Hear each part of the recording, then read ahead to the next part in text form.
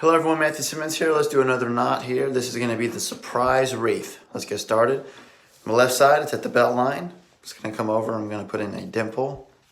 Bring that over to the center. Come underneath like this. And then back across like so. Then we're going to do a wreath right here.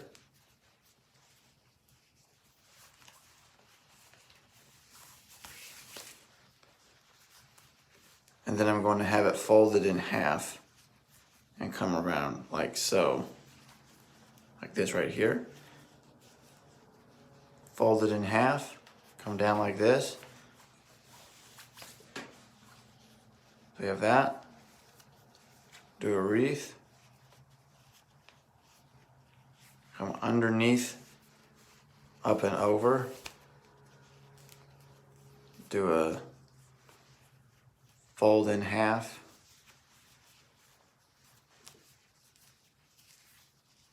Do a wreath. Come underneath like so. Let me put my collar down. There you have the surprise wreath. On your own style, my friends, you're fearfully wonderfully made. Catch you in the next video.